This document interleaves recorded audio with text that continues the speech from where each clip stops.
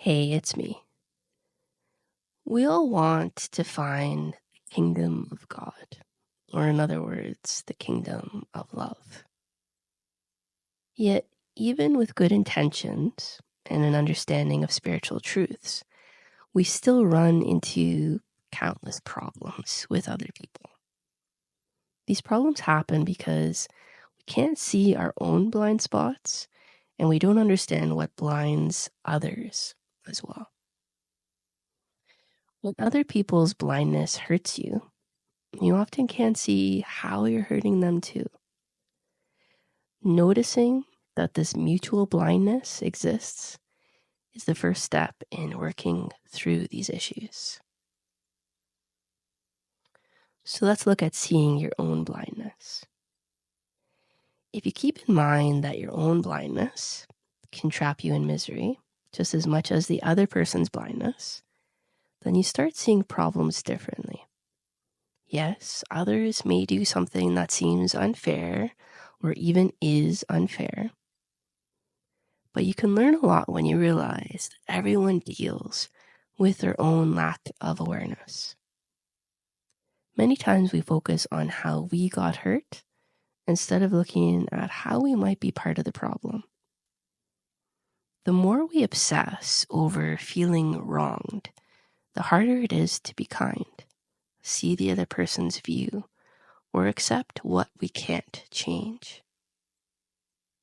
When you fight against everything you can't control, like another person's behavior, you become more and more unhappy. That's true whether you're right or not. Pushing back against what you can't change only increases your pain.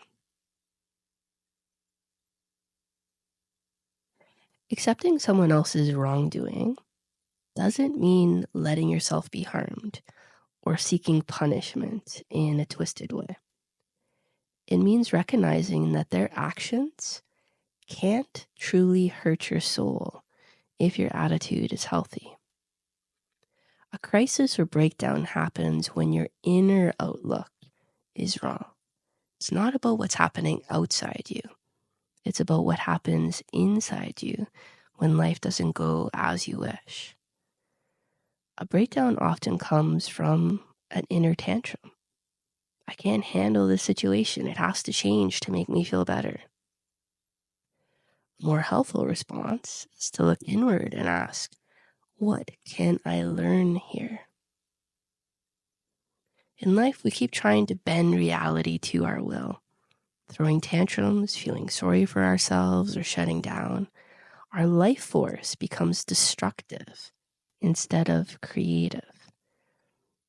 Over many lifetimes, refusing to adjust to reality can even lead to severe mental imbalance. In milder ways, it causes tantrums and breakdowns, emotional outbursts.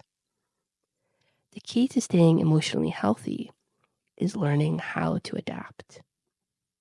And we do that by dropping our demands on life and trying to see what our problems can teach us.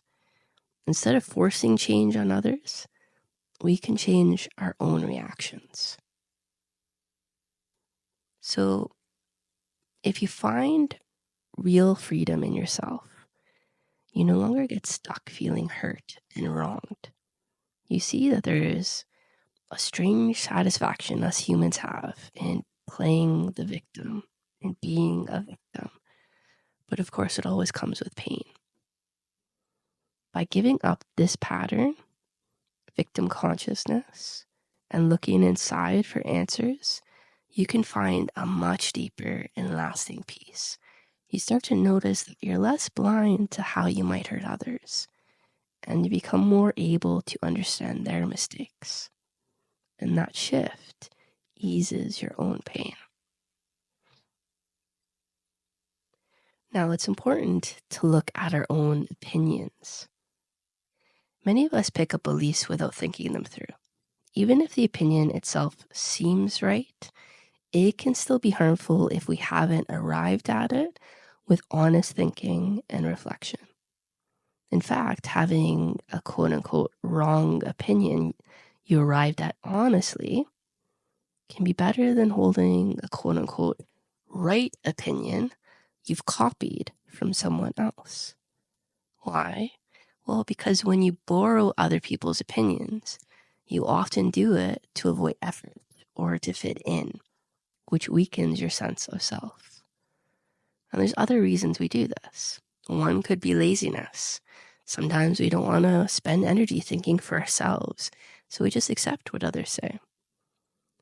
Maybe it's because of inferiority feelings. We might believe that other people are smarter, so we trust their views more than our own. It could be out of a fear of being different. We might worry about standing out, so we pretend to share a common opinion. Or it could be out of rebellion. In some cases, we adopt the exact opposite opinion of an authority figure because we dislike them, which is still not free thinking. These motives keep us from being genuine, and they can lead us to talk ourselves into beliefs that aren't truly ours. So the remedy is to question our own opinions. Ask ourselves, did I grow up around people who pushed this view on me? If I had grown up in a different place or culture, would I still think the same way? When we accept that our strong opinions may have personal or emotional roots, we develop true honesty.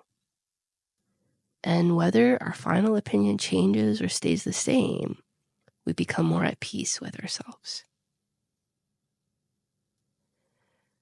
If you take time to explore these ideas, you'll find a new kind of freedom. Stop battling what you can't change. Focus on how you can grow. Look closely at your own blind spots, at the ways you may be rigid or unwilling to learn from your struggles. Notice how you might cling to opinions because of fear or habit. Ask yourself whether you're truly open to letting go of self-pity, blame, and unexamined beliefs. As you do this work, you'll begin to feel lighter and more alive. You'll see how much better life can be when you stop demanding that it matches your wishes and instead learn from the situations and people who challenge you. By turning your focus inward in a healthy way, you gain strength, clarity, and a deeper sense of peace. Love you. Connect soon.